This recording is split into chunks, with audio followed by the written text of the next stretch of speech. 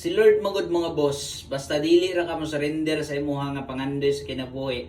Naa na sa mga tao nga instrumento, nga himuon yang instrumento nga makabuot nimo kung unsa imong dreams. Like mahimo siyang bridge ba. Depende na nimo kung saan nimo pag-handle, depende kung saan nimo na pag-approach sa imong kinabuhi.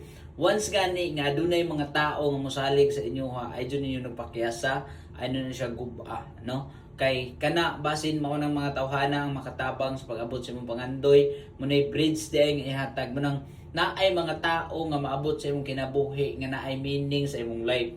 Manay angay nimong i-treasure mo nang si Jesus Christ, ang atong Ginoo di siya literal gyud na magbundak dira o unsa dira. Nana say mga bridge mga something like mga tao, mga things, mga butang nga mahimong instrumento kung asa man kadalon sa kapalaran. Dagan kay nagingon sa ako kung sa daw sekreto nga ano daw nga dali kay kung naka-apply og barko, dali kay kung nagatrabaho overseas. Sa mga solid gyud nako nga gasubaybay sikad sa una kung asa ko nagsugod.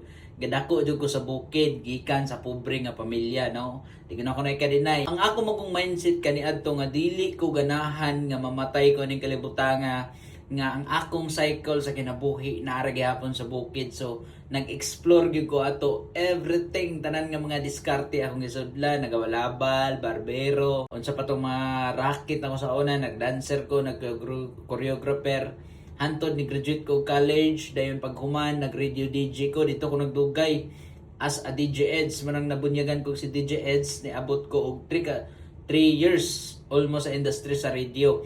Dayong nagtrabaho po ta, isip po sa ka-job order diha sa Municipality of Bindoy, personal videographer sa tong mayor o diha sa Municipality Bindoy page.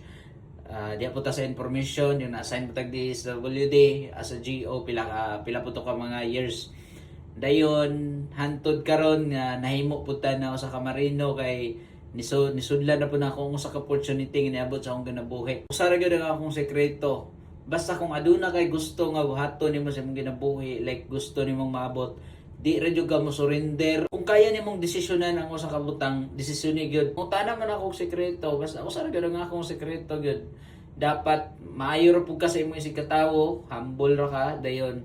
Kanang di pa nimo pasagdan nimong kaugalingon, manang pwede mag-workout ka, hindi nimo pasagdan nimong kaugalingon kumbaga ba yung asa kay butang industry. Dapat ilabo nimo imong self, hatagan imong treatment imong self dayon. Basta di ra gyud ka mo surrender sa kung unsa man ang gusto nimong maabot sa imong kinabuhi. Maro na siya sekreto gyud anang tanan mga boss, no. Dili mo ko successful na tao karon. Maro gyud ako i-advise sa inyo ha. Kung unsay gusto nimong maabot sa imong kinabuhi, ay rag surrender.